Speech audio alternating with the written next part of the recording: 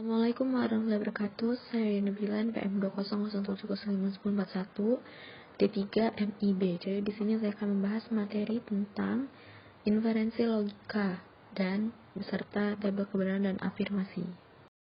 Inferensi logika. Apa yang dimaksud dengan inferensi logika? Inferensi logika adalah proses penarikan kesimpulan dari beberapa proposisi. Di dalam inferensi logika terdapat dua metode untuk membuktikan inferensi, yaitu tabel kebenaran dengan afirmasi atau hukum inferensi. Afirmasi sendiri biasanya itu digunakan ketika dalam soal terdapat lebih dari dua premis, sedangkan tabel kebenaran digunakan untuk soal yang berbeda dari afirmasi. Premis adalah hipotesis atau asumsi. Suatu argumen dikatakan valid jika semua premis itu bernilai benar. Yang pertama ada metode tabel kebenaran. Di tabel kebenaran ini, untuk mengetahui suatu argumen valid atau tidak, maka dapat dilakukan langkah-langkah sebagai berikut. Yang pertama, tentukan premis dan konklusi argumen. Yang kedua, buat tabel menunjukkan tabel kebenaran untuk semua premis dan konklusi.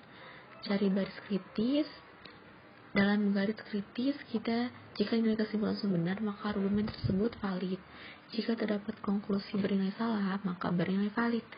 Di dalam tabel kebenaran ini, kita harus tahu mana yang premis, mana yang konklusi. Kalau konklusi itu biasanya berada di bawah garis dan ada tanda titik 3, sedangkan premis itu selalu berada di atas garis. Di dalam tabel kebenaran tuh premisnya ada 2. Contohnya tuh, premis 1, premis 2. Premis 1, P disjungsi Q disjungsi R. Premis keduanya negasi R. Konklusinya P disjungsi Q. Nah, kita bisa lihat tabel yang garisnya berwarna beda itu, warna orange 2, itu berarti valid. Tabelnya valid. Semua premis bernilai benar atau tautologi. Jika terdapat yang bernilai salah, maka tabel tersebut adalah invalid. Yang kedua ada afirmasi atau hukum inferensi. Digunakan jika terdapat lebih dari 2 premis dalam sebuah soal inferensi logika. Di dalam afirmasi terdapat 7 kaidah, yaitu modus ponen, modus tollens, penambahan disjungtif, penyerah dan konjungtif, silogisme disjungtif, silogisme hipotesis, dan yang ketujuh adalah dilema. Di sini ada modus ponen. Kita bisa lihat modus ponen. Premis yang pertama P implikasi Q, premis yang kedua P. Konklusinya adalah Q. Contoh, jika digit terakhir suatu bilangan adalah 0, maka bilangan tersebut habis dibagi 10. Digit terakhir suatu bilangan adalah 0, konklusinya adalah bilangan terakhir habis dibagi 10.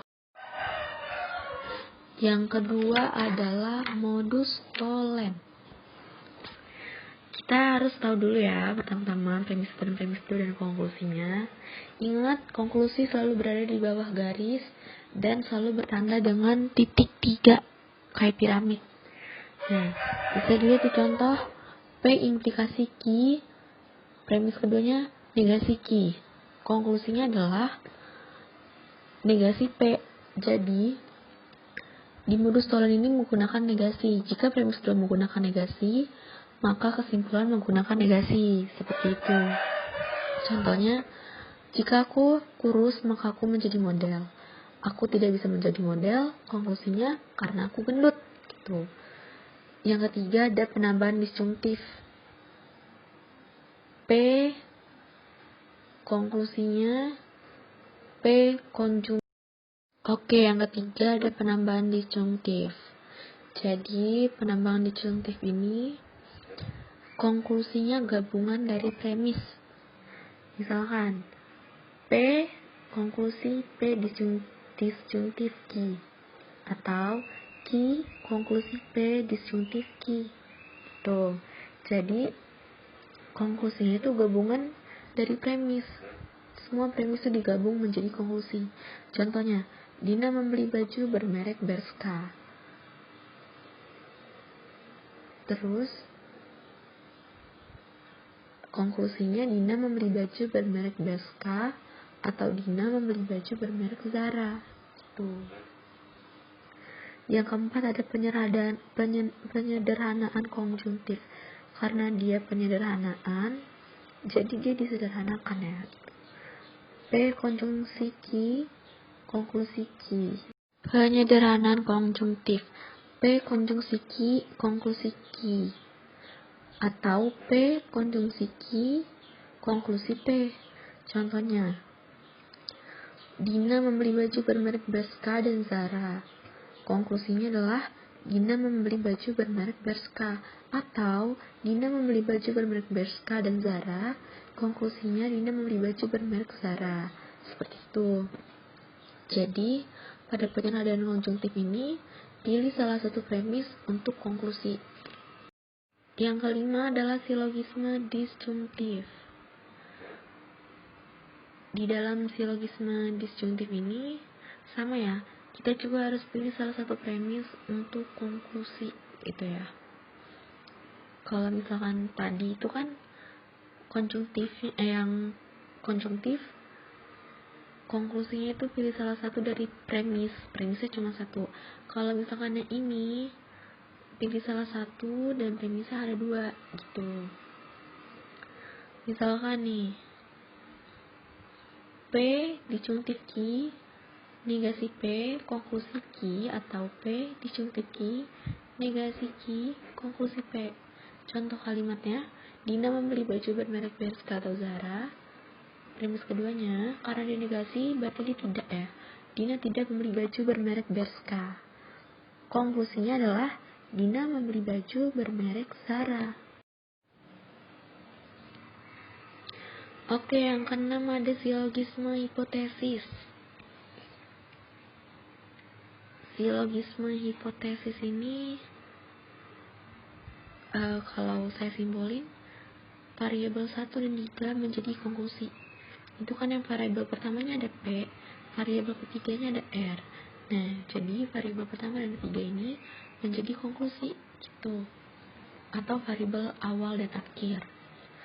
Contohnya, P implikasi Q, Q implikasi R. Konklusinya adalah P implikasi R. Contoh, jika 18.486 habis dibagi 18, maka 18.486 habis dibagi 9. Itu premis pertama. Premis kedua, jika 18.486 habis dibagi 9, maka jumlah digit-digitnya habis dibagi 9. Konklusinya adalah, jika 18.486 habis dibagi 18, maka jumlah digit-digitnya habis dibagi 9. Seperti itu. Yang ketujuh ada dilema. Ini adalah kaidah yang terakhir dalam afirmasi. P disjungsi Q, P implikasi R, Q implikasi R, konklusi R. Mohon maaf ya, ini garisnya salah. Jadi di afirmasi yang terakhir ini, saya nyimpulinnya variabel terakhir atau variabel ketiga selalu menjadi konklusi. Tuh. Contoh, nanti malam Dina mengajak saya menonton atau mengajak saya makan di restoran. Premis kedua, jika Dina mengajak saya menonton, maka saya akan senang. Premis ketiga, jika Dina mengajak saya makan, maka saya akan senang. Konklusinya adalah, kesimpulannya adalah, nanti malam saya akan senang. Kenapa? Karena kalaupun Dina hanya mengajak saya menonton, di sini kan premisnya jelas ya, maka saya akan senang. Kalaupun nanti Dina cuma ngajak saya nonton, saya juga akan senang. Jadi kesimpulannya adalah, nanti malam saya akan senang. Oke, cukup sekian materi tentang hukum, tentang inferensi logika yang saya jelaskan. Mohon maaf apabila ada kekurangan, mohon maaf apabila ada kesalahan. Di sini saya juga masih belajar, tolong dimaklumi.